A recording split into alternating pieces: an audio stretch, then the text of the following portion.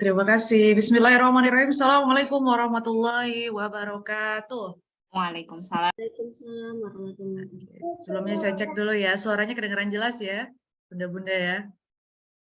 Alhamdulillah. Baik. Alhamdulillahil-karimir rahman alam al-Qur'an khalaqal insan alamul bayan. Asyhadu an la ilaha illallah asyhadu anna Muhammadar Rasulullah. Allahumma ati nufusana taqwaha wa zakkiha anta khairu man zakkaha anta waliyuha wa maulaha. Rabbana zidna ilman nafi'an. Mudah-mudahan Allah berkenan menambahkan ilmu ke kita ya, bukan hanya sekedar mendengar ceramahnya saja atau misalnya pengen gabung aja gitu, tapi ada sesuatu yang bisa kita amalkan dari kajian kita hari ini. Nah, pekan lalu kita udah bahas tentang hakikat dari penciptaan perempuan ya. Kita tahu di dalam Quran Quran itu memposisikan perempuan seperti apa, bahwa tidak ada gender yang lebih rendah di dalam Quran ya, kita semua setara. Allah Subhanahu wa taala memandang ketika kita berbuat kebaikan semuanya sama-sama dikasih pahala, baik itu laki-laki maupun perempuan ya. Dan kemudian ketika berbuat dosa pun laki-laki dan perempuan sama-sama mendapatkan ganjarannya gitu. Nah, hari ini kita akan coba ya cari role model kita, karena kita perempuan ya, balik lagi karena kita perempuan. Jadi Quran itu kan jadi panduannya manusia. Jadi kalau kita minggu lalu kita bahas, kalau kita mau tahu gimana posisi kita dalam Quran, ya kita baca ya, kita baca bahwa oh saya perempuan dan di Quran itu perempuan itu seperti ini penciptaannya ya. Allah memang memberikan peran yang berbeda antara laki-laki dan perempuan. Jadi nggak usah saling rebut-rebutan kursi gitu ya. Laki-laki dan perempuan nggak perlu rebutan kursi yang sama karena kursinya laki-laki, kursinya perempuan itu beda.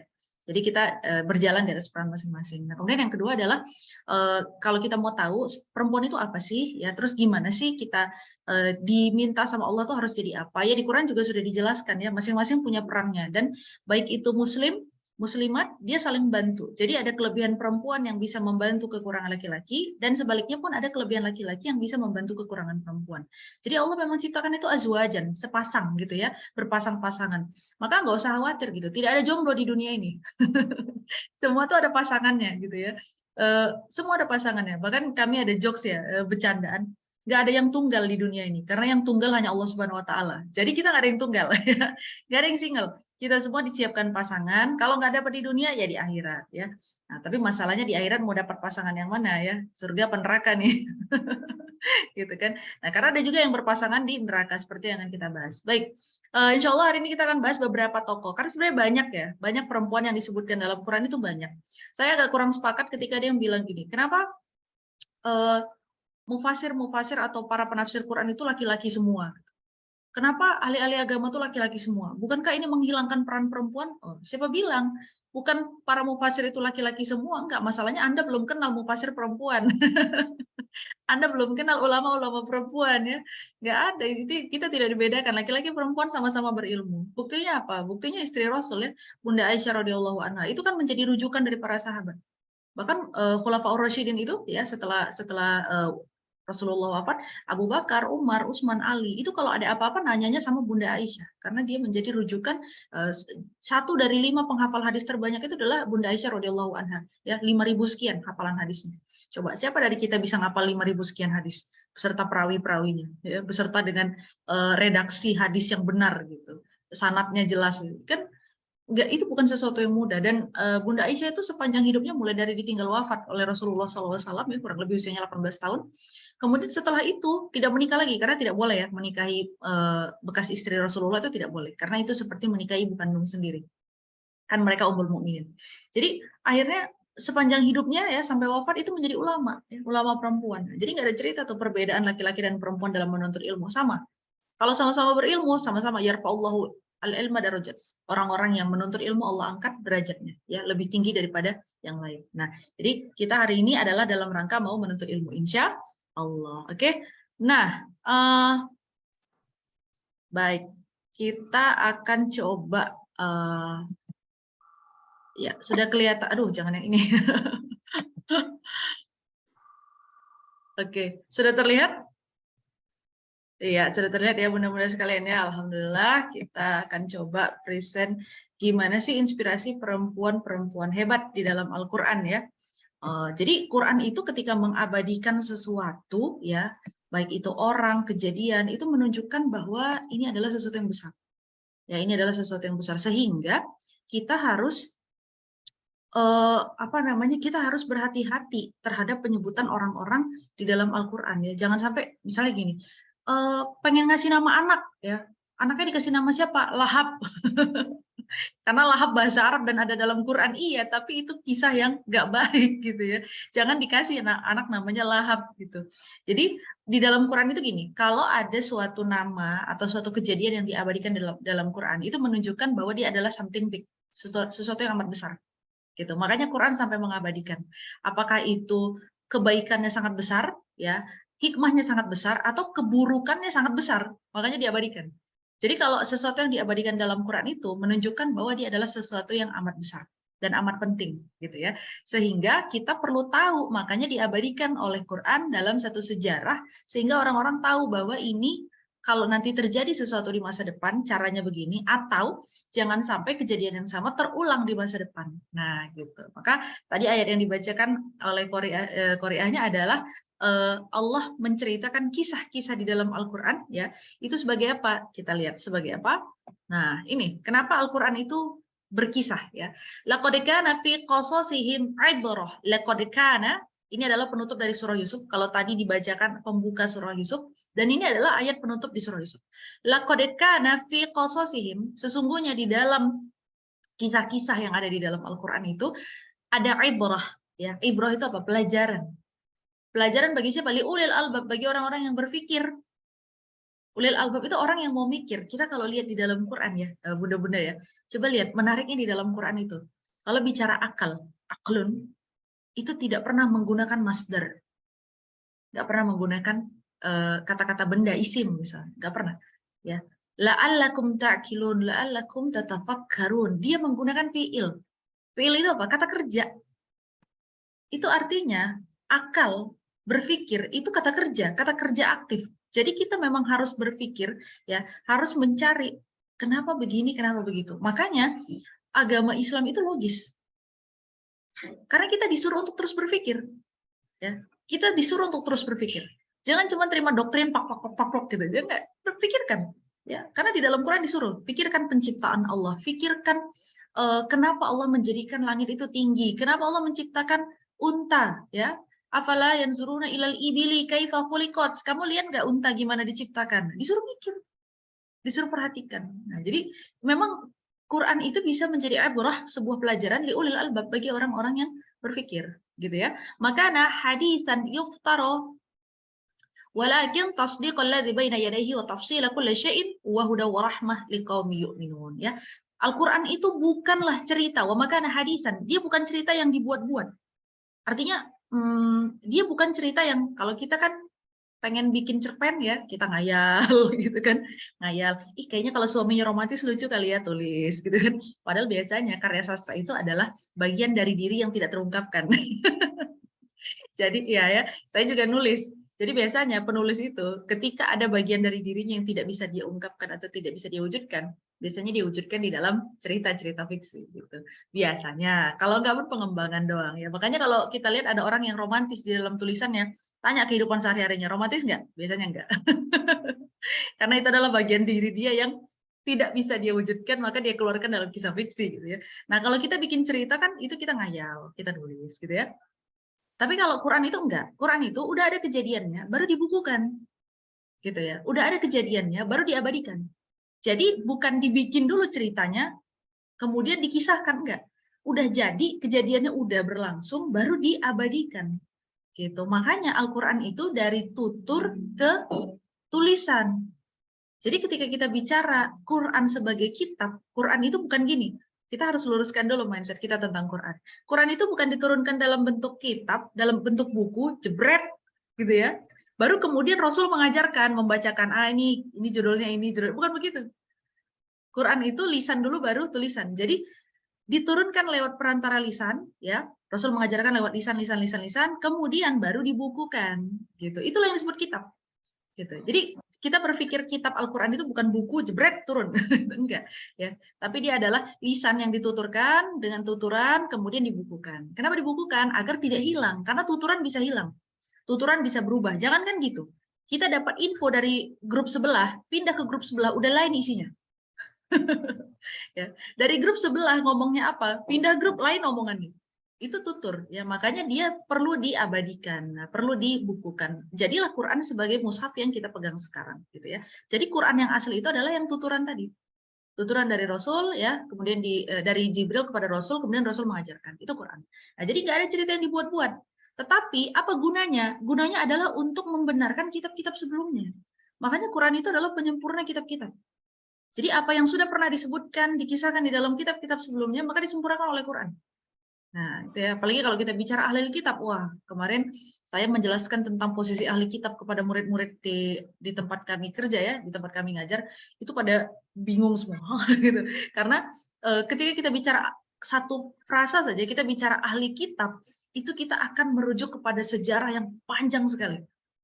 Panjang sekali. Kita akan merujuk kepada sejarah Nasoro, kita akan merujuk kepada sejarah Yahudi, sejarah para nabi, sampai nanti kepada penciptaan manusia, ya, di mana gelombang keduanya muncul dari Nabi Nuh alaihissalam. Nah, itu sepanjang itu ya, hanya untuk menjelaskan ahli kitab saja gitu. Jadi semua yang terjadi itu dia terkait, ya, tertaut gitu. Nggak ada ceritanya dunia ini pernah terputus dalam satu waktu. Kita kalau bicara sejarah, kita merasa itu jauh dari kita. Kita kalau bicara sejarah kita pikir wah ini sudah terpisah dari kita di dunia yang lalu gitu. Padahal enggak. Ya. Langit yang kita lihat hari ini adalah langit yang sama yang pernah menurunkan azab kepada kaumnya Nabi Hud. Laut yang kita lihat hari ini ya, itu kan enggak pernah berganti. Dia berputar saja, cycling, ya, hydrocycling. Dia cuma berputar-putar saja di situ. Jadi langit yang sama yang kita lihat hari ini adalah langit yang pernah menghukum orang-orang yang zalim di muka bumi. Apakah tidak mungkin terulang? Sangat mungkin. Pernah ada hujan katak, hujan belalang, hujan darah, hujan apa gitu ya, hujan kutu. Lihat zaman sekarang, ada hujan ikan, hujan darah, masih ada turun. Ya, fenomenanya masih terjadi. Ini langit yang sama. Langit yang kita lihat langit cerah, ya. Kita lihat langit cerah, warna biru, foto-foto ya, ngumpulin orang-orang yang suka foto langit gitu. Kan ada trennya dulu. Ya. Tapi kita ngelihat langit itu kan indahnya doang. Tapi kita lupa, langit itu adalah langit yang sama yang pernah menghukum orang-orang yang zalim kepada Allah. Langitnya nggak berubah. Jadi kita tidak pernah terputus dari sejarah. Kita adalah bagian dari sejarah dan kita adalah penentu untuk sejarah masa depan. Gitu. Nggak ada waktu yang terputus. Maka Al-Quran berkisah adalah untuk menunjukkan hubungan kita dengan siapa kita di masa lalu dan siapa kita di masa depan. Karena Quran itu menceritakan masa lalu dan masa depan, ya, al-ghaib. Namanya itu kita kalau di dalam ijazul Quran itu ada namanya ijaz al-ghaib. Jadi Quran itu memberitahukan sesuatu yang gaib, baik itu terjadi di masa lalu maupun di masa depan. Ya, gaib itu maksudnya nggak ada di depan kita nih. Gitu. Kalau yang di depan kita kan namanya hadir. Kalau dia nggak di depan kita namanya gaib, gitu ya. Nah, mana tahu ada yang jodohnya masih gaib, ya moga-moga segera hadir. Gitu kan. Itu hanya perkara dia muncul atau tidak saja. Oke. Nah, Quran ini untuk menjelaskan kisah-kisah yang terdahulu, memperkuat kisah-kisah yang terdahulu dan rahmatan liqaumi yu'minun. Buat orang-orang beriman menjadi rahmat ya. Makanya kita bersyukur punya Quran. Coba di antara ibu-ibu, siapa yang pernah bersyukur Tuhannya cuma satu? Pernah nggak mensyukuri ini? Alhamdulillah ala rabbil alamin. Saya bersyukur Tuhan saya cuma satu. Karena kalau banyak repot. Iya kan? Banyak, kalau Tuhan banyak tuh repot, makanya Tuhan cuma satu. Ya, siapa di antara kita yang pernah bersyukur bahwa kita diberikan Quran? Ya, coba sesekali sebelum baca Quran bilang Alhamdulillah, terima kasih Allah Engkau telah menurunkan Quran kepada kami. Sebelum baca Quran bilang dulu, makasih Allah Engkau telah menurunkan Quran kepada kami. Karena semua isinya Quran itu, ya, semuanya adalah motivasi yang baik. Walaupun kisahnya kurang baik, ya, maksudnya kayak kisahnya Abu Lahab, tapi itu adalah motivasi yang baik bagi kita. Rahmatan lil mu'minin. Bagi orang-orang mukmin, orang-orang beriman menjadi rahmat kasih sayang. Oke, nah kita lanjut. Ada orang-orang yang diabadikan dalam Al-Quran. Dalam hal ini adalah perempuan ya, karena kajian kita hari ini adalah perempuan yang diabadikan di dalam Quran, yang menjadi inspirasi dalam Quran. Nah, jadi ini cukup banyak ya.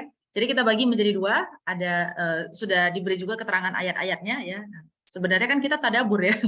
Kita ini sebenarnya fungsinya tadabur gitu. Tapi karena ini ayatnya banyak, jadi kami sertakan aja ayat-ayatnya. Nanti benar-benar kalau misalnya mau cari rujukannya, oh di ayat sekian ya, di surah ini, di ayat ini. Nah, kita bagi menjadi dua. Perempuan-perempuan di dalam Quran yang disebutkan itu dia dibagi menjadi dua. Pertama di masa pra Rasulullah, maksudnya di masa sebelum Rasulullah lahir. Yang kedua di masa Rasulullah ya. Di masa pra Rasulullah ada banyak istrinya Nabi Adam, yaitu Siti Hawa. Ya, penciptaan Adam dan Hawa. Kita tahu kisahnya. Kemudian istrinya Nabi Nuh dan istrinya Nabi Lot. Nah, ini nanti kita bahas di ujung insya Allah ya.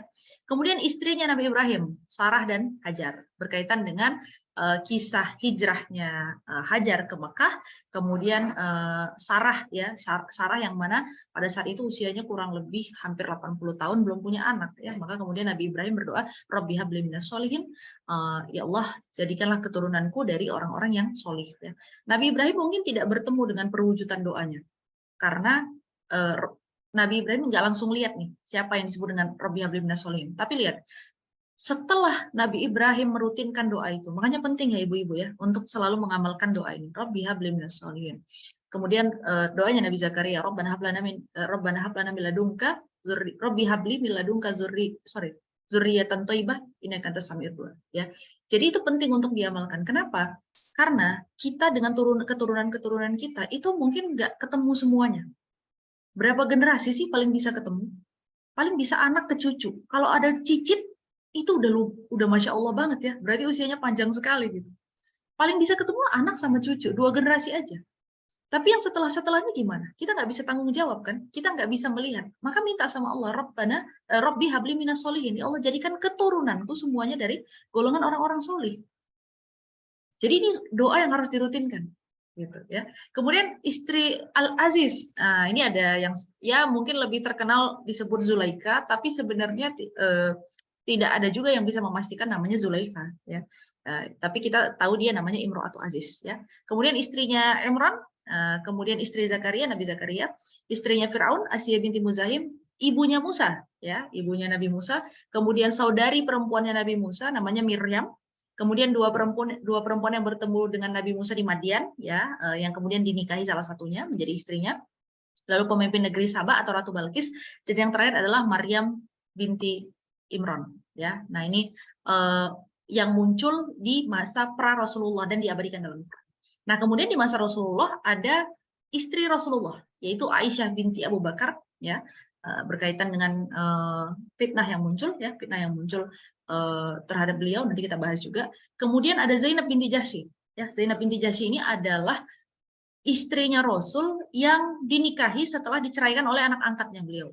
Nah, jadi pada saat itu tuh sumbang ya, kelihatan sumbang gitu kayak wah ada seorang bapak angkat menikahi bekas istri anak angkatnya.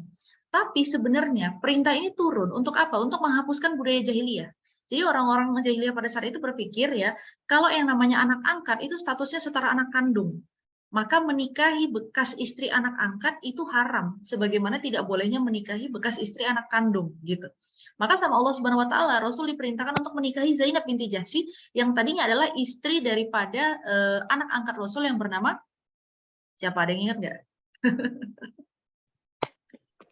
Siapa ayo? Ini di dalam Quran satu-satunya yang disebut dalam Quran yang bukan nabi. Dari kalangan sahabat. Namanya adalah Zaid. Iya, Zaid bin Harithah ya.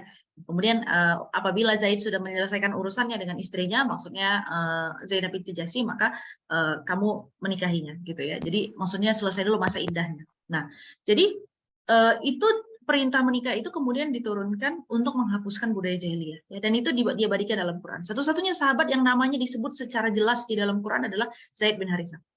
Ya. Kalau yang lain itu apa namanya tidak implisit gitu ya, jadi tersamar dia, apakah menjadi anhu gitu ya, jadi ilaihi gitu, jadi disamarkan. Tapi kita tahu bahwa nuzul sababun nuzulnya nanti berkaitan dengan sahabat Rasul.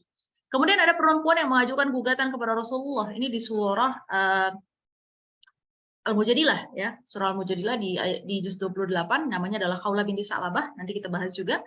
Kemudian istri Rasulullah Hafsah binti Umar dan istri Abu Lahab ya di surah Al-Lahab. Nah, pembagiannya ada 2 tuh yang dimunculkan di masa Nabi ya. Yang pertama adalah istri Nabi Aisyah, Zainab dan Hafsah.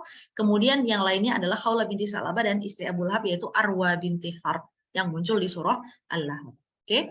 Nah, Kemudian kita lihat dulu ya pembagiannya di dalam Al-Qur'an ya, pembagian di dalam Al-Qur'an ada beberapa tipe. Jadi yang di atas ini tipe yang baik-baik ya, yang di bawah tipe yang kurang baik gitu. Nah, pertama ada pejuang kebenaran atau keadilan, yaitu adalah Asiyah binti Muzahim. Siapa ini?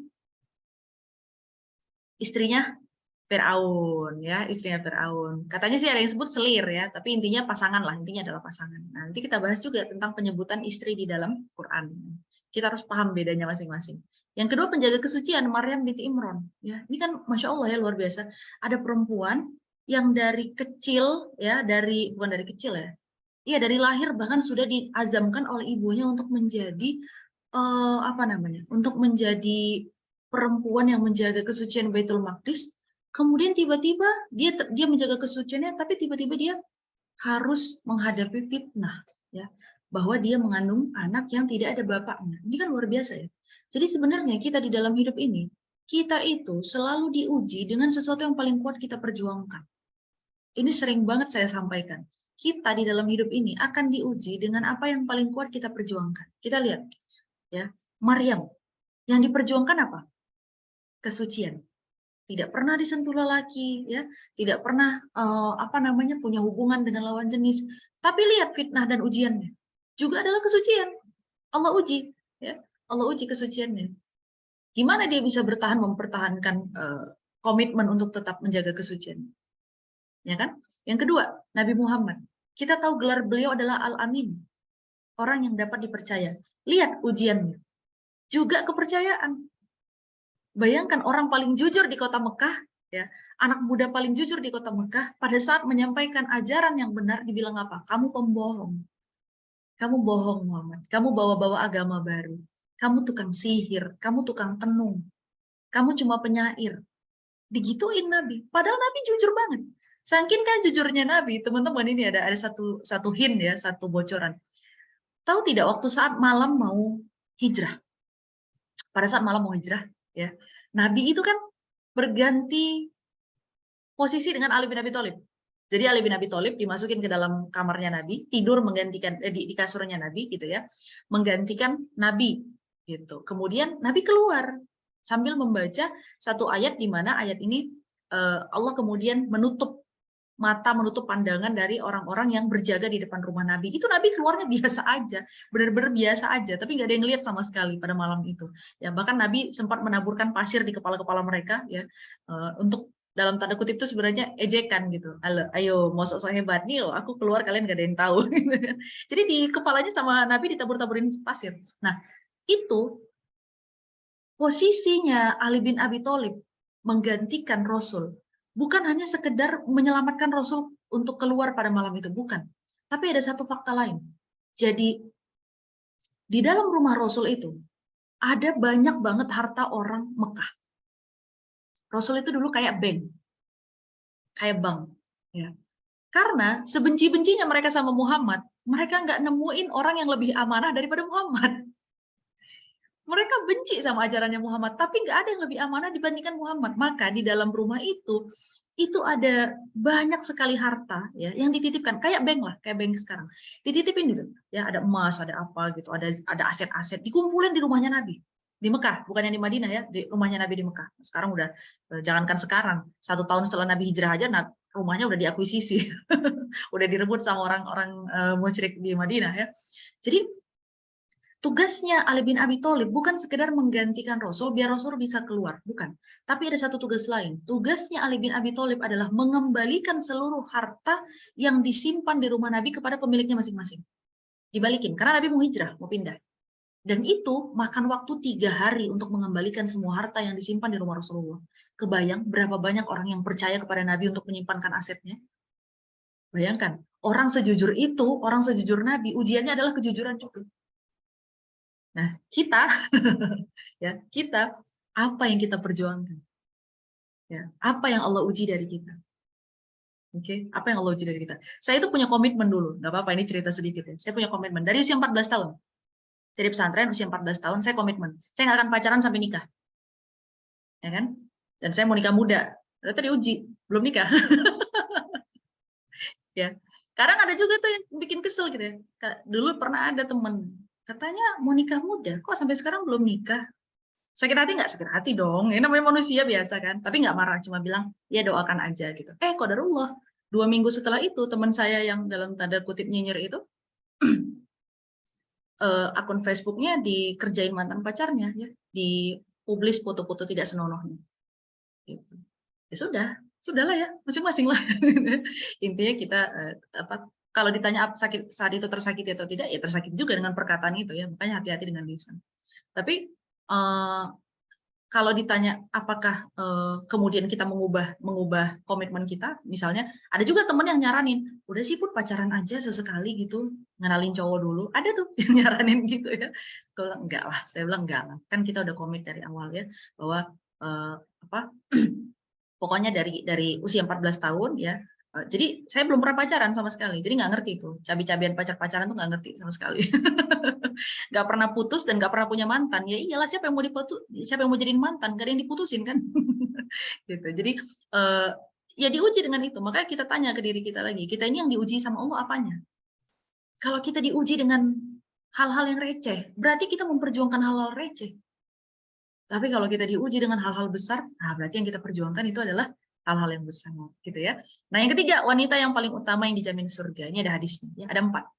Penghulu para wanita, Khadijah, Fatimah, Maryam, dan Asyah. Nanti kita bahas.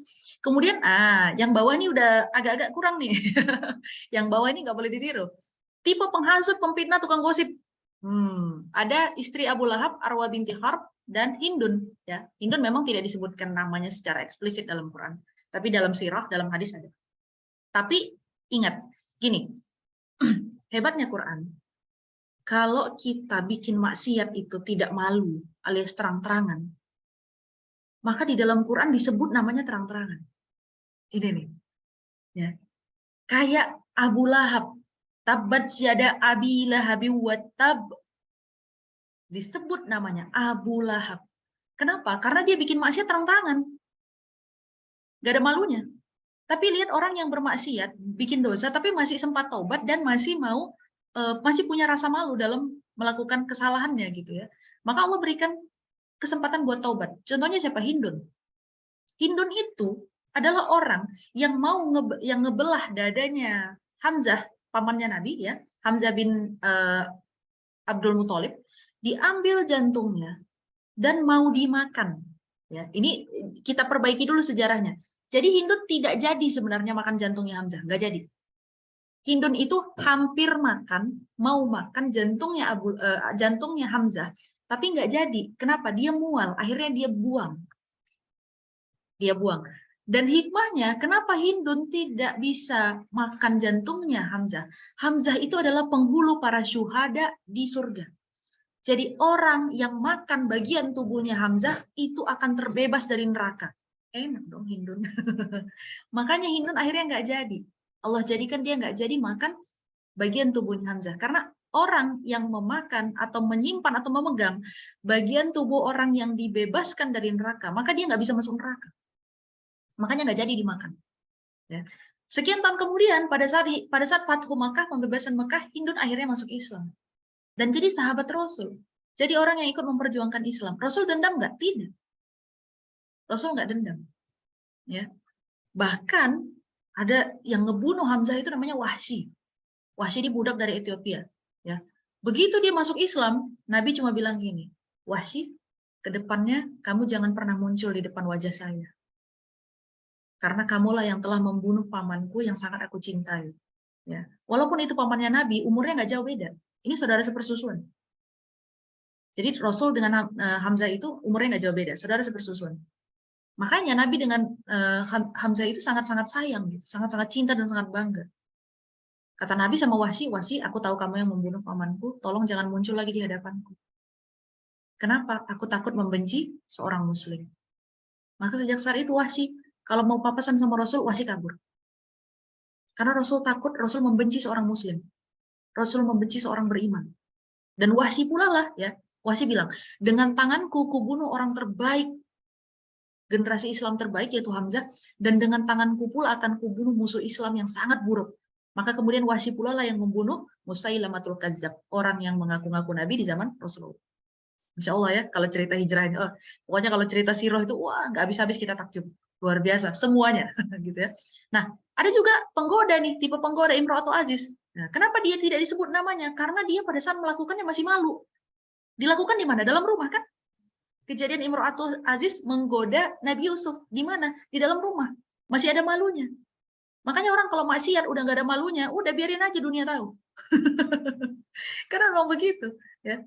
Nah, ini juga penting nih untuk klarifikasi ya. Jadi kadang ada orang gini, saya pernah ada satu kejadian di mana tokoh publik ini membuat satu statement di publik. Ya, kemudian saya tegur di publik.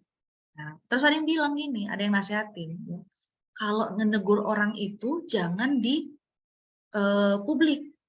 Kalau negur orang itu di belakangnya, ya, di belakangnya. Maksudnya adalah secara pribadi. Saya bilang, saya bukan negur. Saya menjawab statement publik. Karena dia berani melakukannya di publik, saya harus jawab secara publik. Gitu caranya. Jadi kalau dilakukan kesalahan itu di publik, maka harus diklarifikasi di publik juga. Tapi kalau dilakukan di private, ya di ruang private, maka tolong benahi di private. Makanya permasalahan rumah tangga artis, kalau udah di blow up di Lambe Turah, kacau.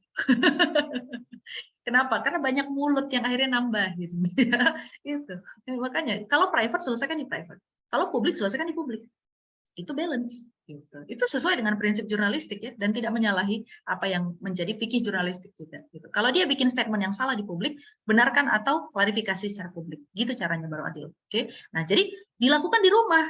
Jadi dia masih punya rasa malu, Imro'atul Aziz ini. Maka kemudian Allah menerima taubatnya kan? Lalu kemudian menikah dengan siapa? Menikah dengan Nabi Yusuf. Gitu. Nah, yang terakhir ada apa? Tipe pengkhianat dan ingkar. Ada istrinya Nabi Nuh, ada istrinya Nabi Lut. Ya. Ini disamain sama Allah, dibuat setara, ya. Karena buandelnya setara. ya. Ini tipe-tipe cewek-cewek buandel yang setara. Nanti kita lihat kenapa mereka disetarakan di dalam Quran. Oke? Nah, kita masuk dulu ke contoh-contoh baiknya. Para wanita paling utama sepanjang zaman. Ya, dari Ibnu Abbas radhiyallahu anhuma, Rasulullah shallallahu alaihi wasallam bersabda, "Afdalu nisa'i ahlil jannah." Afdol, sebaik-baiknya atau seutama-utamanya nisa'i ahlil jannah, perempuan-perempuan penghuni surga, itu adalah Khadijah binti Khuwailid, Khadijah binti Khuwailid, istrinya Rasulullah, Fatimah binti Muhammad, anaknya Nabi, Asiyah bintu Muzahib, ya, istrinya Fir'aun, dan Imra'atu Fir'aun, dan Maryam ibnatu Imran, ya, Maryam binti Imran. Ini dari hadis riwayat Ahmad nomor 1293. Jadi perempuan penghulu segala perempuan sepanjang zaman itu 4. Khadijah, Fatimah, Asiyah, dan Maryam.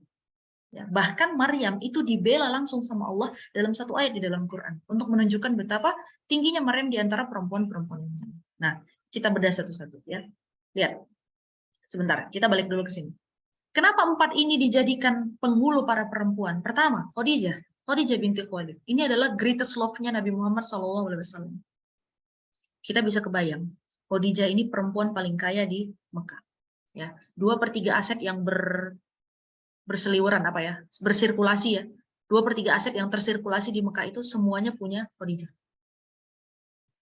Kemudian, Khadijah ini juga perempuan dari kalangan orang yang bisa dikatakan terhormat. Karena di dalam bangsa Arab itu ada bani-bani yang terhormat dan ada juga yang bani yang biasa-biasa aja. Gitu ya. Ada kelasnya mereka itu. Sudah 2 kali menikah, sudah sukses. Tapi begitu beliau melihat kejujuran dan karakter seorang Muhammad SAW saat itu belum menjadi nabi, ya, ini perempuan. Lihat contoh yang diberikan oleh ibunda pertama kita. Kalau mau bilang, ya, cewek kalau mau bilang, perempuan kalau mau bilang, ngomong dengan cara yang baik. Maka kemudian Khadijah cerita sama salah satu saudaranya namanya Nafisa, ya. Itu Muhammad yang baru direkrut, yang baru aku rekrut itu, karena kan Nabi itu sekian tahun jadi pegawainya pamannya sendiri yaitu Abu Thalib. Lalu kemudian ketika pertama kali bekerja tidak untuk pamannya itu langsung dengan Khadijah. Ya, saat itu statusnya Nabi itu kayak mungkin semacam sales ya, sales tapi belum sampai ke level manager gitu belum. Jadi kayak memang masih pemula tapi salesnya udah profesional gitu. Karena Nabi emang jago jualan. Pada saat Khadijah ngelihat Rasulullah SAW, pada saat itu masih belum menjadi nabi, wah ini bagus banget karakternya. Maka Khadijah melihat potensinya. Nah ini, kalau nikah itu jangan lihat mukanya. Ya, boleh sih lihat mukanya boleh. Tapi lihatlah potensinya. Dia akan menjadi apa ke depannya. Khadijah ngelihat, oh ini potensinya bagus nih, ya karakternya bagus. Maka Khadijah bilang, menyampaikan kepada Nafisa. Nafisa menyampaikan kepada Nabi, kepada Nabi Muhammad ya. Muhammad, apa yang membuatmu belum menikah? Kata Nabi Muhammad, ya biasalah ya laki-laki kan masih ada pemikiran kayak belum cukup ini, belum cukup nafkah segala macam gitu ya, belum cukup mahar, belum ada modal gitu kan. Biasa laki-laki begitu. Dia pemikirannya kan seperti itu. Kata Nafisa, tapi kalau misalnya ada perempuan yang mau menerimamu seperti itu dengan kondisimu seperti ini, kamu mau tidak? Gitu. Kata Nabi, siapa? Dikasih tahu, ada Khadijah. Nabi pada saat itu tidak ragu. Oh ya, udah, baik gitu kan. Karena tahu sama-sama kedua-duanya baik, maka kemudian Nabi menikah dengan mahar. Nah, ini juga perlu dibetulin ya. Maharnya Nabi itu kan ada yang bilang, maharnya Khadijah itu ada yang bilang hmm, berapa dinar gitu ya, kemudian berapa dirham, 500 unta gitu. Ya kebayang aja ya, masih baru kerja sebagai sales, kemudian belum punya aset macam-macam, masa maharnya sebesar itu gitu. Enggak, ada satu dalil, satu riwayat yang menyatakan yang paling absah itu adalah kurang lebih 500 dirham gitu. Ya, sekitar itu. Wallahu alam. Saya juga nggak terlalu ingat berapa nominalnya gitu ya. Tapi tidak terlalu apa namanya 100 unta merah gitu. Nggak sampai segitu lah. Iya sales loh baru kerja gitu ya. Pakai kita berpikir saja, sales baru kerja usia segitu ya, masih baru membangun karir. Tidak sebanyak itu. Oke. Nah, yang kedua siapa? Fatimah binti Muhammad, anaknya Nabi ya. Ketika Khadijah meninggal, wafat, maka yang menggantikan peran ibu ya, maksudnya menggantikan peran Khadijah yang paling banyak mendukung dakwahnya Rasul itu adalah Fatimah binti Muhammad ya. Fatimah binti Muhammad. Makanya Rasul itu sayang banget sama Fatimah ini. Sampai begitu Nabi mau wafat, Fatimah disuruh mendekat. Fatimah sini mendekat. Terus Fatimah nangis. Waktu Nabi membisikkan sesuatu yang pertama, Fatimah nangis. Kemudian Nabi membisikkan sesuatu yang kedua, dia ketawa. Tertawa bahagia. Kan bingung ya? Habis nangis ketawa bahagia gitu. Ternyata kalimat pertama yang dibisikin Nabi adalah aku telah melihat apa namanya malaikat pencabut nyawa sudah di sini gitu ya. Aku akan segera wafat. Tetapi ya itu Fatimah menangis. Tetapi kabar baiknya adalah kau adalah yang akan pertama menyusulku setelah aku wafat. Nah, makanya Fatimah ketawa bahagia. Nah, jaraknya cuma kurang lebih 6 bulan dari wafatnya Nabi, kemudian Fatimah wafat ya, kurang lebih cuma 6 bulan. Jadi Fatimah ini menggantikan peran ibunya, Khadijah binti Khuwailid. Rasulullah itu nggak bisa move on dari Khadijah. Kebayang ya cintanya, ini salah satu gambaran cintanya Nabi kepada Khadijah. Khadijah itu kan orang paling kaya. Pada saat 3 tahun kurang lebih diboikot di Mekah, ya 3 tahun diboikot di Mekah, seluruh harta Khadijah itu dipakai untuk membiayai kehidupan orang-orang yang ada di Mekah, orang Muslim yang ada di Mekah. Yang tadinya tajir melintir, kemudian perlahan-lahan menjadi sangat miskin. Saking miskinnya pada saat Khadijah wafat, itu bajunya kurang lebih ada 70 tambalan. Ditambal-tambal dijahit-jahit. Ya. Sementara kita sekarang mau lebaran, sibuk, satu orang baju barunya 10. Ya. Khadijah itu waktu wafat, ya, itu bajunya kurang lebih ada 70 tambalan. Tapi apa kata Khadijah? Wahai Muhammad, kalaupun aku wafat, setelah aku wafat, aku akan tetap mendukung dakwahmu. Ya, jika kau membutuhkan jembatan untuk kau seberangi, ya, jika kau membutuhkan jembatan untuk menyeberangi sungai, bongkarlah kuburku. Ya, ini bayangin, secinta apa Nabi? Bongkarlah kuburku. Aduh, ini haru banget. Bongkar kuburku, keluarkan tulang belulangku, susun menjadi jembatanmu untuk melalui sungai itu. Segitu cintanya seorang Khadijah mendukung Nabi. Makanya Nabi nggak bisa move on dari Khadijah. Begitu Fathu Makkah, begitu Makkah dibebaskan, ya, begitu orang-orang balik ke rumahnya masing-masing, Nabi mau pulang kemana? Rumahnya udah diambil, diakuisisi. Apa yang Nabi lakukan? Nabi bawa tenda, khaimah, bikin tenda di mana? Di samping kuburannya Khadijah. Di samping kuburannya Khadijah 3 hari. Ngapain? Ngobrol. Ngobrol dong. Apa yang dibilang Nabi? Khadijah, kita lihat sekarang apa yang sudah kita perjuangkan. Khadijah, inilah hasil perjuangan kita. Khadijah, aku telah melalui ini dan ini. 3 hari ngobrol di kuburan. Bayangin gak bisa move on-nya Nabi itu kayak apa. Ya. Gak ada yang bisa ngalahin cintanya Khadijah itu gak ada. Kalau kita baca kisah cintanya Khadijah dengan Muhammad, Masya Allah, kita mau nangis gitu. Bahkan kami pernah ya nonton bareng gitu ya. sepenggal kisahnya Khadijah itu, waduh, sedih sekali. Haru sekali. Ini baru cinta sejati ya. Jadi cinta sejati itu bukan minta mobil baru, bukan minta tas mahal. Enggak, ini lihat. Seorang perempuan yang merelakan seluruh hidupnya, seluruh apa yang dia miliki untuk mendukung suaminya. Ya, mendukung suaminya. Itu baru cinta beneran. Jadi enggak dikasih duit kurang dikit ngamuk.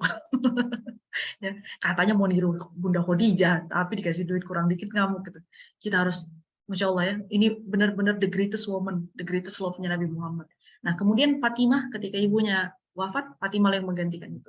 Lalu Asiyah binti Muzahim ya, seorang perempuan yang sampai akhir hayatnya dia berpegang pada satu hal, ya Tuhan. Tuhan itu hanya satu. Jadi ada yang pernah nanya, itu pada saat Nabi Musa balik ke Mesir, ibunya di mana? Maksudnya Asiyah binti Muzahim di mana? Asiyah binti Muzahim sudah dihukum langsung. Begitu Asiyah mengakui bahwa tidak ada Tuhan selain Allah, sama Fir'aun langsung dihabisi. Dia nggak mau tahu itu istrinya kayak, ya pasangannya kayak dia nggak mau tahu. Langsung dihabisin. Tapi begitu dipaksa, ayo kamu akui bahwa suamimu adalah Tuhan. Tidak, la ilaha illallah. Maka pada saat di penyiksaan terakhir itu, lihat bagaimana indahnya doa seorang Asiyah binti Muzahim yang diabadikan dalam Quran. Ya Tuhanku, bangunkanlah bagiku sebuah rumah di surga. Maka Allah bangunkan rumah di surga buatnya. Ya. Dan yang terakhir Maryam binti Imran. Apalagi yang ini, wah, Masya Allah ya, perjuangannya luar biasa. Difitnah, dibilang apa berzina, ya, kemudian anaknya juga dizolimi seperti itu ya, Nabi Isa dizolimi seperti itu, difitnah juga anaknya, Masya Allah. Ini perempuan-perempuan yang luar biasa, dan 4 inilah penghulu para wanita. Jadi kalau mau cari role model kita yang mana? Yang 4 ini. Ya, kalau perlu pengembangan istri Nabi yang lain, kalau perlu pengembangan lagi Sahabiah. Ya, nggak usah cari-cari yang nggak benar yang belum terbukti.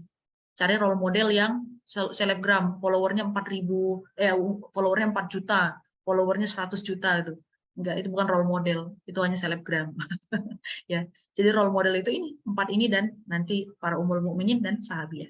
Kenapa? Karena mereka semua udah terbukti dijamin surga. Ya, orang yang udah pasti sukses. Kalau kita mau cari contoh, cari yang udah sukses, jangan yang masih coba-coba. Gitu. Oke, kita lanjut. Di dalam Quran ada beberapa wanita yang dibela Allah langsung. Ada 4 ya, terkait dengan yang ada di dalam Quran. Pertama, Aisyah binti Abu Bakar ya. Di surah An-Nur ayat 11 sampai 20 itu Allah menurunkan 10 ayat sampai 10 ayat untuk membela kesucian Aisyah yang difitnah melakukan perselingkuhan. Jadi kisahnya gini, Aisyah itu lagi dalam perjalanan dengan Rasulullah mau balik ke Madinah ceritanya. Ya, kemudian Aisyah ini kan nggak gemuk. Ya, Aisyah ini nggak gemuk. Jangan tersinggung. Ini bukan body shaming.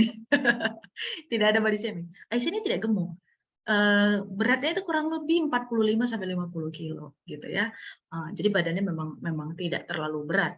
Nah, kemudian istri-istri Rasul itu dimasukin dalam tandu gitu. Karena kan tidak boleh dilihat sembarang orang. Maka pada saat mereka istirahat ya, untuk apakah itu untuk minum, untuk sholat ya, untuk pokoknya biasanya mereka berhenti itu di sekitar di sekitar sumber air lah gitu ceritanya. Jadi pada saat itu berhentilah buat istirahat. Pokoknya cuma disebutkan berhenti untuk istirahat. Nah, kemudian pada saat timnya Rasul ini mau jalan lagi ya, kelompoknya Rasul ini mau jalan lagi, Aisyah itu kehilangan kalung yang diberikan ibunya. Jadi ada kalung kesayangan yang diberikan ibunya. Dugaannya itu jatuh pada saat mau ngambil air, dugaannya. Maka kemudian Aisyah turun dari tandunya tadi, dari kayak semacam kayak sangkarnya gitu ya, itu turun, kemudian nyari.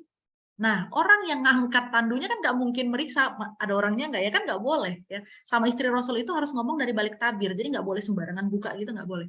Jadi karena pas diangkat kayaknya beratnya nggak beda-beda banget, mereka jalan aja terus gitu. Nah, Aisyah itu masih di luar situ, masih di bawah mencari-cari kalungnya. Begitu dapat kalungnya, ini kalungnya dapat. Aisyah baru sadar ketinggalan rombongan. Nah, ada satu orang yang tugasnya adalah menyisir ya, tugasnya menyisir gitu. Jadi kan kalau dalam rombongan itu biasanya ada tim yang menyisir tuh ya, tim yang menyisir. Oh, ini ada yang tinggal nggak, ada barang-barang yang tinggal nggak gitu. Dia lihat istrinya Rasul yang tinggal. Ya kan mau nggak mau masa dia tinggalin gitu kan. Dia bawa unta. Maka kemudian pada saat dia tahu bahwa istri Rasul tertinggal, dia menundukkan pandangan, dia menundukkan pandangannya, dia nggak mau lihat. Tapi untanya disuruhnya jongkok, dan pada saat Aisyah naik ke atas untanya, dia buang muka ya, ngadep belakang. Maksudnya biar dia tidak melihat istri Rasulullah.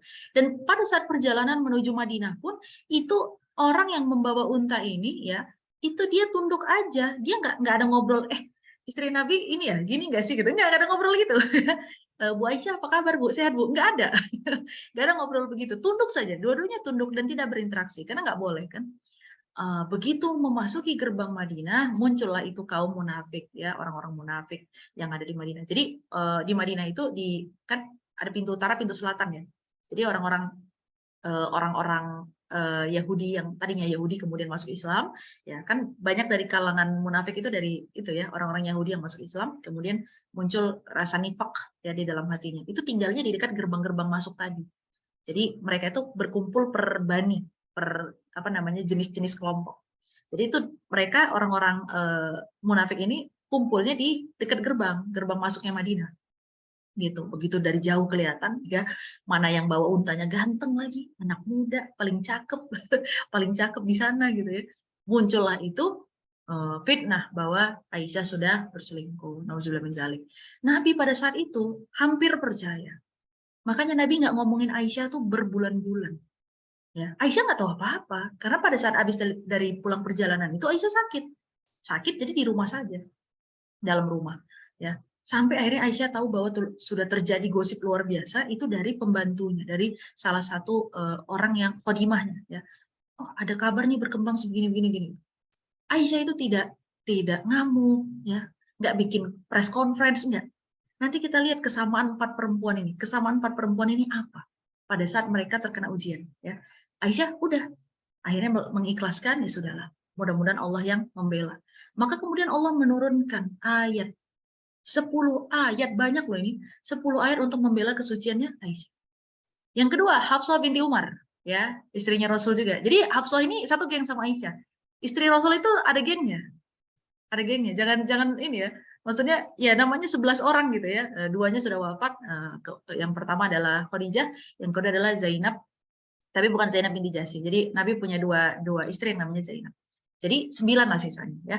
Nah, yang 9 ini terbagi 2 kelompok. Yang anak-anaknya sahabat itu gabung. Jadi Aisyah, Saudah, ada Saudah namanya Saudah binti Zam'ah. Ini adalah istri yang pertama dinikahi Rasul setelah wafatnya Khadijah. Namanya Saudah. Usianya saat itu udah cukup tua ya. Udah hampir 60 pada saat dinikahi Nabi. Tapi jago masak. Jago masak Saudah ini. Ya, kemudian yang kedua adalah Aisyah. Nah, yang kedua dinikahi, yang ketiga adalah Hafsah. Jadi mereka satu geng anak-anak sahabat, kemudian manjanya sama Saudah gitu ya, karena awal dekat. Nah, yang anak-anak para pemimpin orang-orang kafir ya, kayak siapa, Safiyah, kemudian ada Juwairiyah, itu kan dulunya bapak-bapaknya pemimpin bangsa kafir, kemudian anak-anaknya masuk Islam ya, menjadi istri-istrinya Nabi. Nah, ini satu geng. Nah, gitu. Jadi istri Nabi itu terpisah tuh, ada geng ini, ada geng ini. Tapi bukan ngegeng untuk berantem ya, enggak. Cuma kayak lebih nyamannya sama yang itu. Nah, satu hari Hafsah ini di dalam rumahnya. Jadi kan istri Nabi itu rumahnya dempet-dempetan, ya. Lalu kemudian Nabi itu menggilir istri-istrinya, ada jadwalnya. Satu hari Hafsah itu lagi di rumah dan ternyata ada Rasulullah membawa yang ini bukan Ummul Mukminin ya, karena dia adalah budak, Maria Kiptiah, ya. Maria Kiptiah itu bunda-bunda ya, itu cantiknya luar biasa. Maria Kiptiah ini dihadiahkan sama Raja Mukaukis dari Mesir. Tapi dia adalah campuran, ya. Dia ini mixing nggak Indo lah ya, apa namanya, bule. Jadi itu setengahnya Mesir, ya. Dengan Mesir itu kan tinggi-tinggi, tinggi, tulangnya besar ya, rahangnya, wah, strong banget. Kemudian campurannya adalah Persia. Jadi Maria Kiptiah ini rambutnya itu pirang, matanya biru, ya, tinggi, putih. Jangankan istri yang lain, Aisyah aja yang kesayangan Rasul itu sampai cemburu sama Maria Kiptiah, walaupun dia budak statusnya. Ya, makanya dia bukan Ummul Mukminin karena statusnya saat dinikahi adalah budak. Jadi pada saat itu Hafsah balik ke rumah, ngelihat Rasul di atas kasurnya Hafsah maksudnya, di atas kasurnya bersama siapa? Maria. Wah, namanya perempuan cemburu kan ya. Perempuan cemburu kan Dunia serasa mau hancur ya, mau meledak gitu. Hafsah bilang gini, kamu bawa dia ke dalam rumah dan tidur di atas kasurku. Kau sudah menghina aku, kata Hafsah kepada Rasul. Rasul, lihat, Rasul itu walaupun seorang Rasul, ya, tidak pernah tidak pernah menjadi orang yang menutup pendapat orang lain. Kenapa, kata Rasulullah? Ya, Hafsah bilang, ya saya tersinggung. Kamu bawa dia ke rumahku di atas kasurku. Saya tersinggung, kamu menghinakanku. Rasul minta maaf. Ya, saya minta maaf, kata Rasul. Tapi tolong rahasiakan ini ya. Cukup kita aja yang tahu, karena ini masalah kita. Iya, kata Hafsah. Karena perempuan ini hobi curhat. Hafsah datang ke rumah Aisyah. Aisyah tahu nggak? Tahu nggak Aisyah? Tadi tuh di rumah gini gitu kan? Aisyah karena masih muda, Aisyah sama Hafsah ini umurnya nggak jauh beda ya. Hafsah juga dinikahi usianya 18 tahun. Begitu diceritain, wah panas dong ya kan. Kok bisa sih? Biasa kan? Cewek begitu ya. Kok bisa sih kamu? Jangan gitu dong, bla bla bla. Nah, akhirnya Rasul tahu bahwa Hafsah cerita ke Aisyah. Rasul marah, karena tadi kan janjinya nggak boleh dibilang, ya disimpan aja. Kata Rasul, aku talak kamu. Jatuhlah talak satu kepada Hafsah. Oke, Hafsah nggak protes, nggak ngelawan karena tahu dia juga salah karena sudah janji. Tapi lihat, Allah membela dengan cara apa? Allah menurunkan Jibril. Allah turunkan Jibril. Kata Jibril apa? Muhammad, rujuklah Hafsah. Karena dia adalah wanita yang ahli puasa dan rajin sholat malam. Dia adalah istrimu di surga. Maka dirujuk sama Nabi. Jadi Nabi ada yang pernah menalak istrinya. Jangankan talak satu, talak tiga pun ada. Begitu ditalak tiga, ada tiga perempuan yang ditalak tiga sama Rasulullah, ya, maka kemudian tidak menjadi ummul mukminin. Nah, kenapa Rasul menalak? Karena memang sangat fatal kesalahannya. Masuk ke dalam tauhid, ya, ingkar. Jadi istri-istrinya nggak patuh, maka masuk ke dalam ingkar sunnah atau ingkarun Nabi, melawan Nabi, ya, makanya kemudian ditalak. Nah, yang ketiga ada Khawlah binti Sa'labah. Ini juga masya Allah. Khawlah ini diabadikan di dalam surah Al-Mujadilah ayat 1. Ya. Telah datang seorang perempuan mengadu kepada Rasulullah bahwa suami telah menziharnya. Ini nih, perempuan hati-hati. Zihar itu apa? Zihar itu adalah ketika laki-laki mengatakan, punggungmu seperti punggung ibuku. Ini nggak boleh. Kalau seorang laki-laki menyamakan bentuk fisik istrinya dengan bentuk fisik ibunya, maka kemudian ketika mereka berhubungan suami istri, haram hukumnya. Karena itu sama saja seperti menggauli ibu sendiri. Hati-hati, bercanda-bercanda gini hati-hati ya. Tapi zihar ini digunakan sama masyarakat pada saat itu karena gini, Paula ini udah agak tua. Suaminya itu mau mentalak, nggak ada dalil, bukan nggak ada dalil, nggak ada alasan. Tapi kalau mau dipertahankan udah bosan, maka kemudian dia zihar. Zihar ini memang digunakan sama orang-orang masa itu kalau udah males sama istrinya, udah bosan. Gitu ya, dizihar. Kalau zihar ini jatuhnya tidak talak, dia masih suami istri, tapi tidak boleh digauli, karena kalau digauli menjadi haram. Kan bingung ya, tengah-tengah kan, dilanjutkan harus, nggak dilanjutkan, gimana gitu. Maka kemudian Khawlah mengadu, ya Rasulullah seperti ini, ya. Nah Rasul bilang, aku tidak bisa menjawab sebelum datang wahyu yang diturunkan kepadaku. Maka kemudian menunggu beberapa waktu sampai Allah menurunkan 4 ayat ya dari surah At-Tahrim ini untuk menjelaskan bagaimana ketika orang mau melepaskan atau membayar kafarat zihar. Nah, kafarat zihar itu ada di surah Al-Mujadilah, dilihat ya di ayat 2 dan 3-nya. Jadi harus membebaskan budak ya, jika tidak mampu maka berpuasa 60 hari berturut-turut, jika tidak mampu juga maka memberi makan orang miskin. Nah, itu ada hitungannya. Ya, itu kafarat zihar. Ya, tapi yang terbaik adalah jangan dilakukan. Jangan dilakukan. Oke. Nah, yang keempat adalah Maryam binti Imran di surah Al-Imran ayat 42. Allah membela kesucian Maryam karena telah melahirkan seorang anak tanpa suami.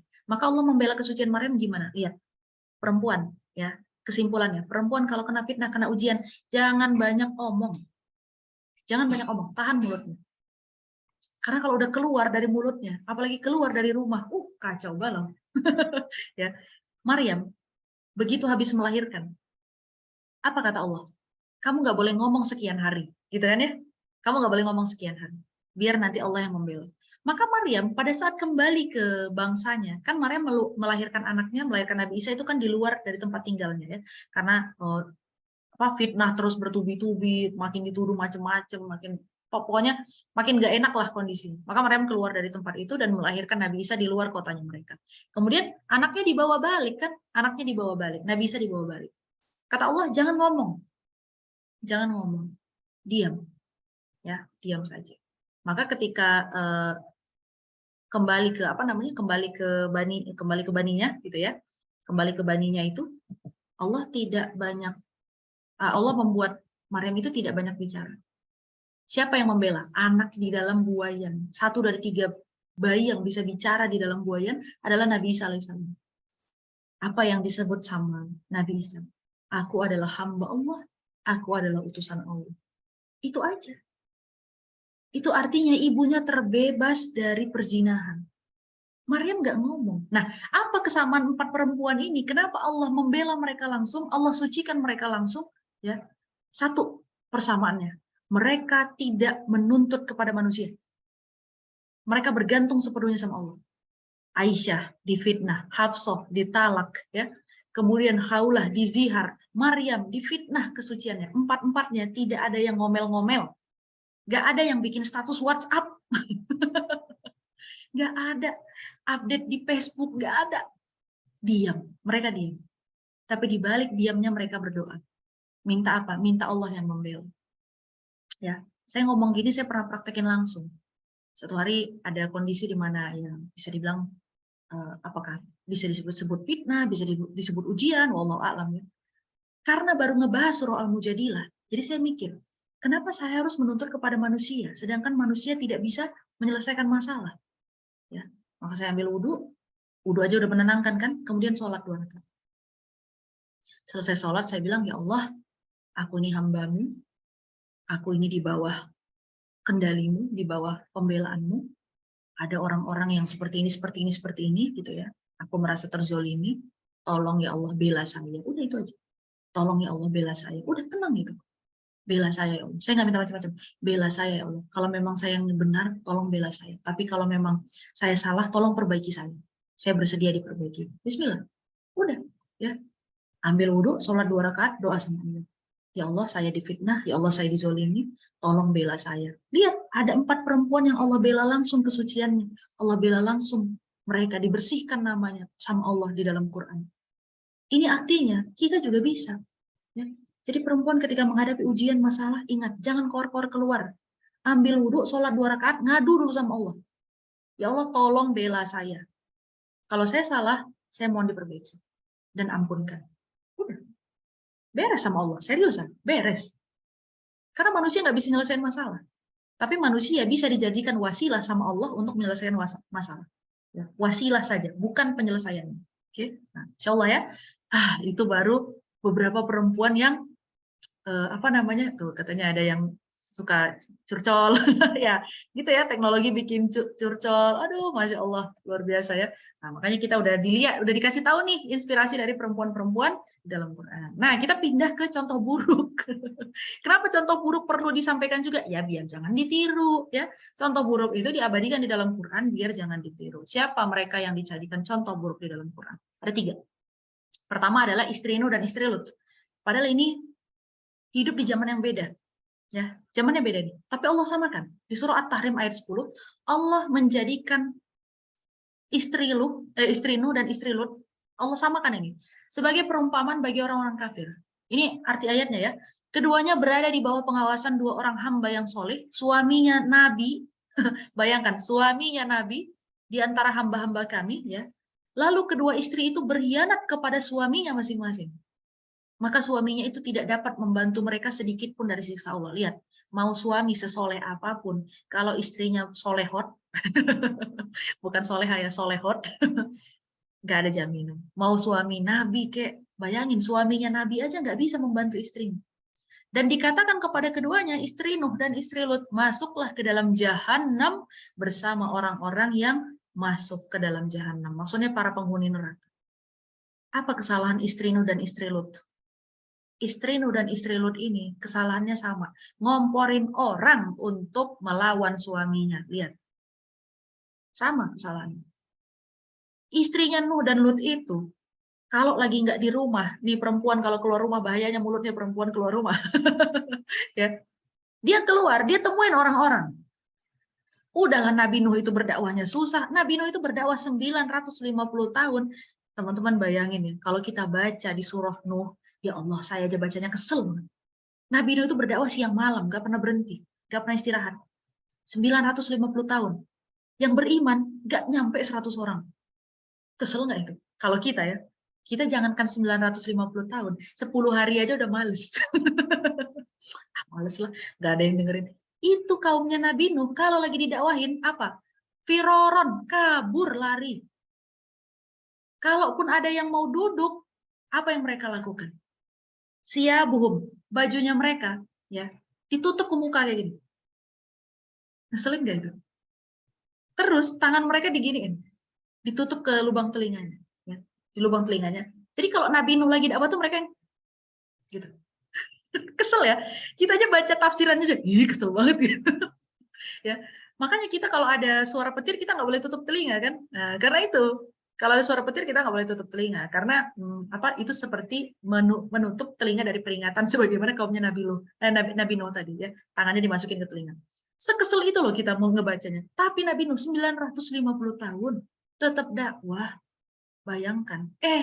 Nabi Nuh capek-capek dakwah, istrinya bikin apa? Istrinya bikin ulah, ya. Ulahnya gimana? Dia datang ke kaum-kaumnya Nabi Nuh tadi, ya. Udah nggak usah dengerin suami saya, dia cuma ngomong-ngomong gitu doang, gitu. Difitnah. Sementara istrinya Nabi Lut, ini nih, ya. Ini adalah pembocor. Jadi kan kaumnya Lut itu kan cowok suka cowok, ya, cowok suka cowok. Sebutannya liwat. Liwat itu dari kata Lut. Jadi maksudnya liwat itu adalah perbuatannya kaum Lut. Nah, makanya LGBT di dalam bahasa Arab itu sebutannya liwat.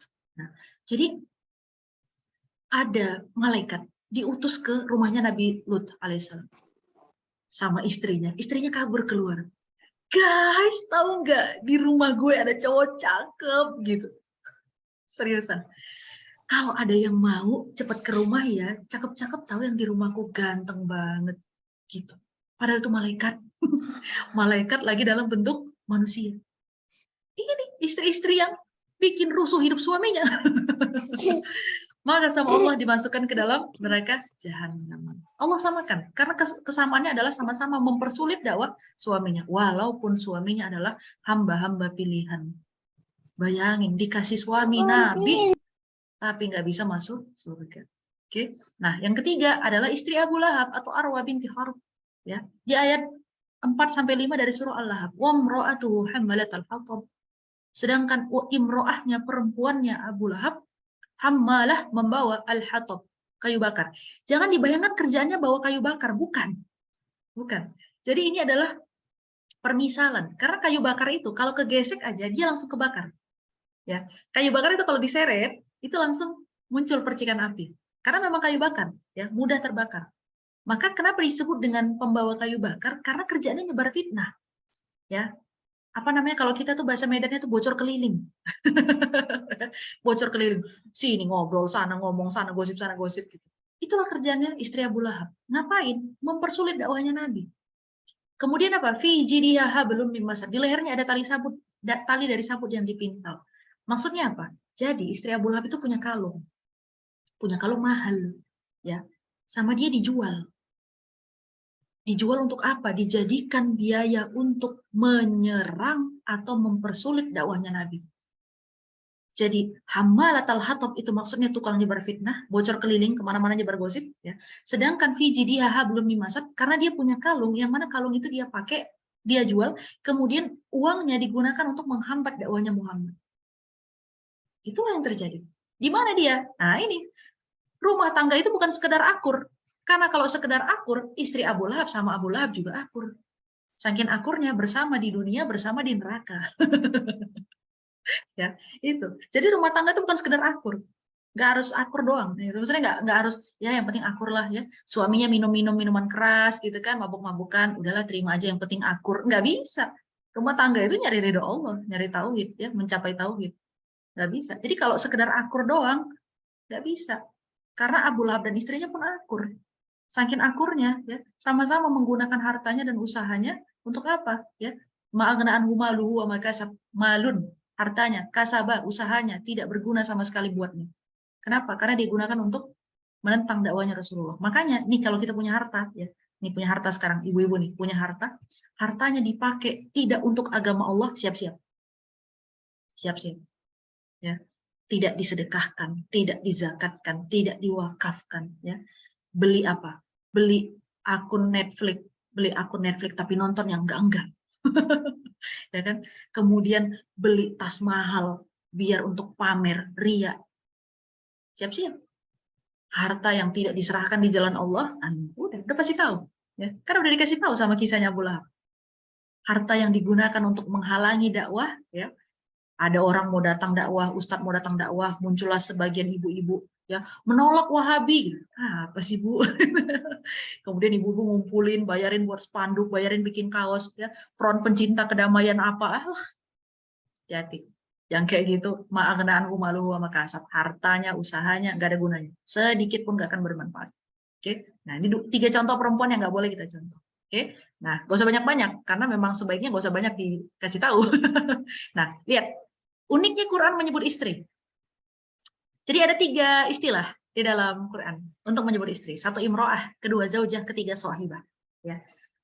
Imro'ah adalah ketika dia punya hubungan fisik, kemudian terikat dalam perkawinan antara pria dan wanita, tapi tidak ada keharmonisan dan tidak ada kecocokan pemikiran.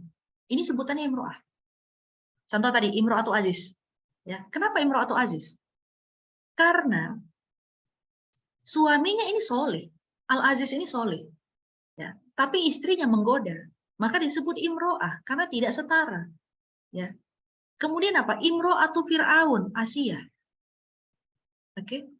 Imro'atu Fir'aun, perempuannya Fir'aun. Kenapa disebut imro'ah? Karena istrinya beriman, suaminya tidak beriman. Maka kalau misalnya dia disebut imro'ah, itu artinya ada ketidakcocokan pemikiran ataupun visi misi di dalam pernikahannya. Imro'ah. Tapi ini nggak semuanya. Ada kasus khusus ya. Ketika Nabi Zakaria cerita ke Allah Subhanahu Wa Taala, curhat ya, wa kana imro'ati akiron. Ya. Padahal Nabi Zakaria sama istrinya sama-sama beriman dan solih-solihah. Wa kana imro'ati akiron. Dia bilang, ya Allah, ini istriku sudah tidak produktif, usianya sudah sekian. Ya, sementara aku berharap engkau berikan keturunan dari sisimu, gitu ya. Kenapa di situ disebut imro'ah? Uniknya karena pada saat itu ya kemungkinan antara Nabi Zakaria dengan istrinya itu ada yang kurang cocok perkara tidak punya keturunan ini. Tapi begitu Allah jawab ya di ayat selanjutnya Allah sebut apa? Dan kami anugerahkan kepada zaujika, kepada istrimu. Oke, dia pakainya zaujah. Kenapa? Karena itu berarti sudah balik, cocok lagi. Gitu. Luar biasa. Quran ini bahkan sampai bisa menjelaskan kondisi dan masa. Quran itu sampai bisa menjelaskan periode yang itu baru terjawab oleh sains sekian tahun belakangan. Hanya dari penggunaan kata-katanya aja. Itulah kenapa orang Islam baca Quran jangan cuma baca translate-nya, baca tafsirnya. Karena dalam sekali. Oke. Nah, yang kedua zaujah. Jika ada hubungan fisik dan perkawinan, ya, maksudnya dia kawin antara laki-laki dan perempuan, saling sayang, kemudian pemikirannya cocok, harmonis, cinta kasih, perempuan ini disebut dengan zaujah, istri atau pasangan hidup. Ya. Nah, ini kita ngejarnya zaujah. Ya, ngejarnya zaujah. Kenapa? Suami dan istri punya kecocokan. Oke. Yang ketiga sohibah. Sohibah ini digunakan untuk hubungan secara fisik, ya, perkawinan dan pemikiran. Jadi maksudnya gini, mereka menikah, mereka sah menikah suami istri, ya, punya pemikiran sebagai suami istri, sadar maksudnya ya, kemudian juga terlibat secara fisik, tapi hubungannya terputus. Makanya bukan ditalak ya, kalau ditalak beda. Makanya sohibah itu hanya digunakan pada ayat-ayat yang menggambarkan tentang hari kiamat. Karena pada hari kiamat hubungan suami istri sudah terputus. Suami nggak peduli sama istri, istri nggak peduli sama suami, jangan kan gitu. Anak udah nggak peduli sama orang tua nggak peduli sama anak. Semuanya mikirin masing-masing. Ya, semuanya udah mikirin dunia masing-masing. Maka sohibah itu hanya digunakan untuk pasangan yang digambarkan di hari kiamat. Sudah terputus. Terputus bukan karena talak, bukan karena kematian, tapi terputus karena udah nggak lagi memikirkan pasangan. Makanya dia digunakan untuk frasa-frasa yang menggambarkan kiamat. Ya, Masya Allah. Oke. Nah, terakhir, gimana sih cara kita mengikuti jejak mereka? Pertama, kita bergantung hanya kepada Allah. Ya, 4 perempuan yang dibela sama Allah tadi. Gantung hanya kepada Allah. Allahus Somad. Ingat itu aja. Allahus Somad. Jangankan untuk hal-hal besar. Sendal putus pun ngadu dulu sama Allah. Ngadu dulu sama Allah. Jangan ke yang lain. Yang kedua, mencintai pasangan dan keluarga tidak lebih daripada cinta kepada Allah. Ya, tidak ada 2 cinta dalam satu hati. Ini waktu saya bilang gini katanya, oh berarti kamu tidak membenarkan poligami dong. Bukan itu nih maksudnya. Jangan dituduh begitu ya. Tidak ada 2 cinta dalam satu hati. Maksudnya gini, ketika hati kita dipenuhi cinta kepada Allah, ya, mudah-mudahan bias-bias cintanya itu menjadi cinta kita kepada pasangan dan kepada keluarga. Jadi saya mencintai pasangan saya karena Allah perintahkan saya untuk taat kepada dia. Nah, itu yang disebut bias-bias cinta kepada Allah. Saya menyayangi anak-anak saya karena Allah menyuruh saya untuk mencintai mereka dan mendidik mereka dengan baik. Saya mencintai kedua orang tua saya karena Allah perintahkan saya untuk birrul walidain kepada orang tua saya. Jadi Allah dulu.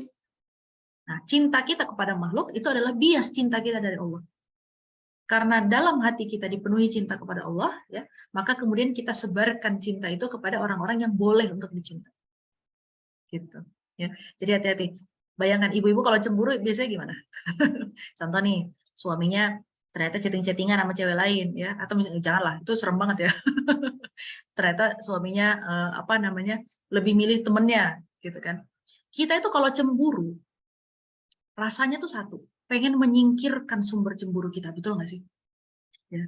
Kalau dia lagi jalan sama orang, bisa nggak ku tendang orangnya dari belakang? Misal, ya kan. Kalau dia lagi main sama temennya, bisa nggak ku bubarin aja teman-temannya suruh pulang semua? Kalau cemburu itu, kita itu arahnya adalah menyingkirkan sumber cemburunya. Itu manusia ya. Jadi kebayang nggak kalau Allah yang cemburu?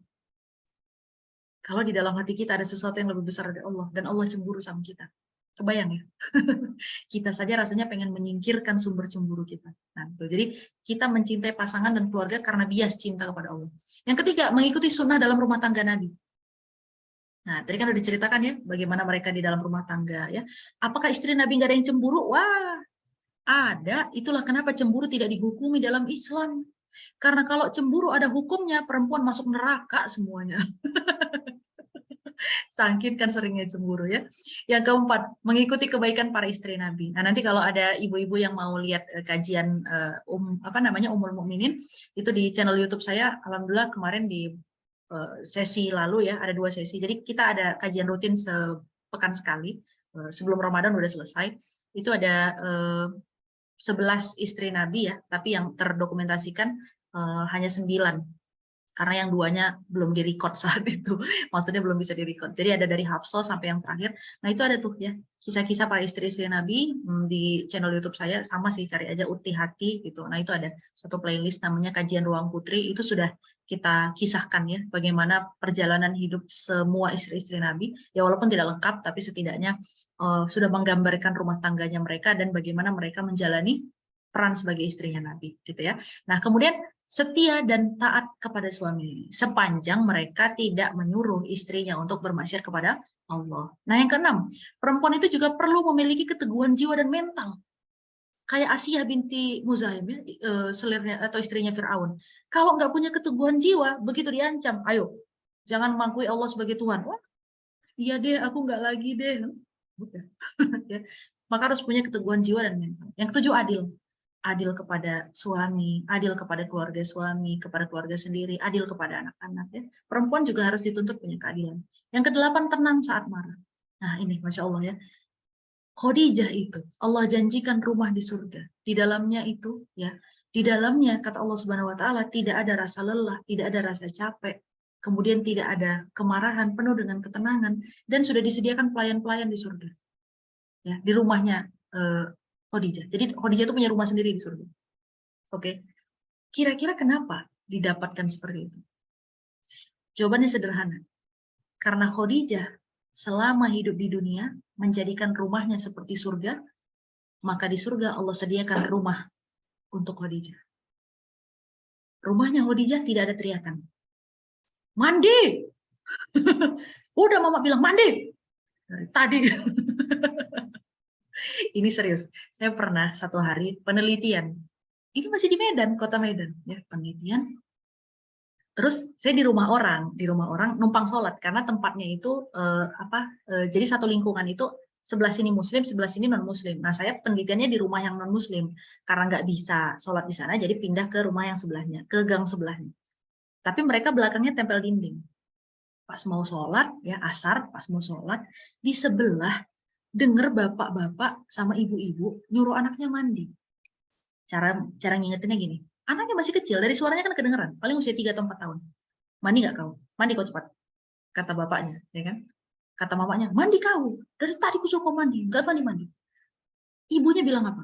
Kau kalau nggak mandi, ku tembak kau nanti. Ya Allah, nggak mandi aja ditembak, ya Allah.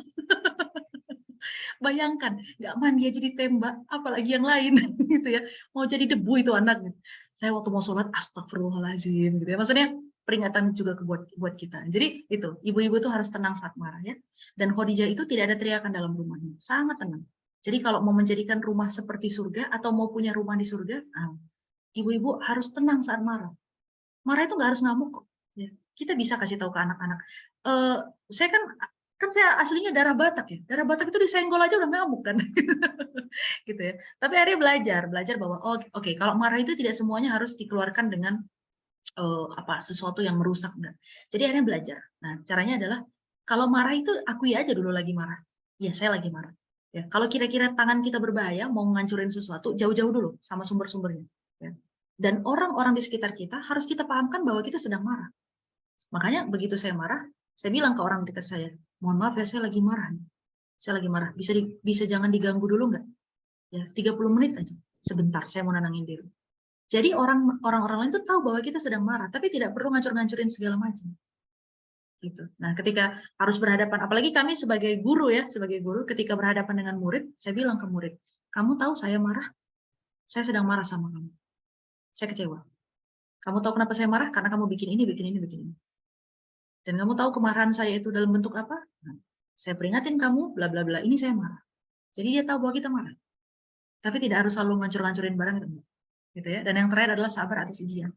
Ya, sepanjang hidup kita nggak akan pernah lepas dari yang namanya ujian. Maka keindahan dan keanggunannya seorang wanita adalah saat dia bersabar. Ya, sabar itu bukan diem ya kayak di sinetron Indosiar, mohon maaf. Saya itu kalau lihat sinetron perempuan berjilbab di TV, itu saya sebel. Perempuan berjilbab itu digambarkan jadi perempuan yang nggak bisa punya pertahanan diri. Lihat, suaminya selingkuh dia terima, ya, ditendang suaminya besoknya dia maafin, ya, disiram air sama suaminya besoknya dia bilang, aku tetap mencintaimu mas. Ini bukan baik, ini bodoh. Ya, nggak begitu, sabar itu bukan begitu, sabar itu berusaha. Saya tuh paling nggak suka karena saya jurusan komunikasi, ngelihat tanda-tanda seperti itu di TV saya kesel. Karena itu artinya menggambarkan seorang perempuan muslimah pakai jilbab itu adalah orang yang bisa dibodoh-bodohi. Nikah aja sama perempuan muslim, gampang kok. Mereka tinggal bilang gini, kamu harus taat sama suami. Mau suaminya mukulin, suaminya selingkuh, pokoknya harus tetap taat. Nggak begitu konsepnya. Perempuan juga harus tahu hukum pernikahan. Perempuan harus ngerti posisi dia di dalam pernikahan. Perempuan juga harus tahu hukum apa yang terkena pada dia dan suaminya kalau terjadi sesuatu. Harus paham. Perempuan harus paham itu. Makanya di dalam kajian kami yang terakhir ya, setelah sesi Sirosahabiah, kami membahas tentang fikih wanita. Salah satunya kita bahas tentang talak. Kenapa bahas tentang talak? Ya, agar tidak terjadi. Dan kalaupun harus berhadapan dengan situasi itu, perempuan tahu posisinya. Tidak salah ambil langkah.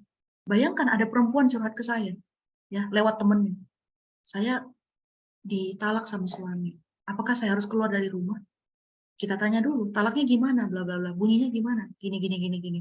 Jatuh talak nggak? Oh iya, kalau bunyinya gitu lafaz talak. Terus kamu gimana? Ya saya nggak tahu, saya punya anak 2, masih kecil-kecil, masih bayi. Saya mau keluar dari rumah, saya nggak tahu, mau balik ke rumah orang tua saya nggak berani, bayangin. Karena nggak paham hukum pernikahan. Kita tanya sama dia, udah berapa kali disebutkan kalimat talak? Berulang-ulang. Waduh, repot, berulang-ulang.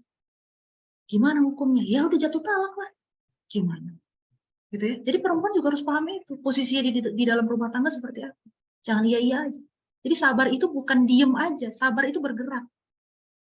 Cari kata-kata sabar di dalam Quran. Semuanya menunjukkan fiil, kata kerja.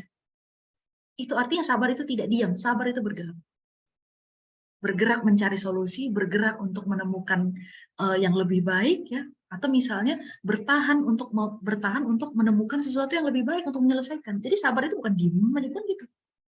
Gitu. Itulah sabar. Nah, mudah-mudahan kita semua bisa mengikuti jejak-jejak perempuan-perempuan hebat tadi ya. Tadi saya lihat di kolom komentar, wah, baru sekian doang inspirasinya udah keren-keren banget. Nah, baca tafsir, kita tadabbur ya, baca sirah. Luar biasa Allah menciptakan generasi terbaik di masa Rasulullah itu untuk menjadi pelajaran buat kita.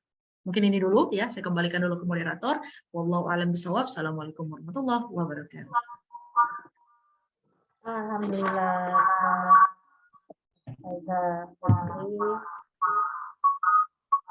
Ya, banyak ya yang bisa dijadiin role model dari ini, dari kisah-kisah yang ada, kisah-kisah perempuan yang ada di Al-Quran yang jadi inspirator, dan tetap ada yang jadi pembelajaran bagi diri kita dari Al-Quran juga.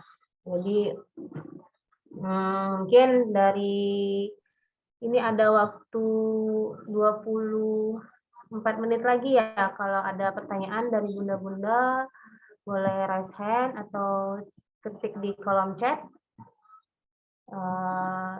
Silakan, ada Bunda Rita, Bunda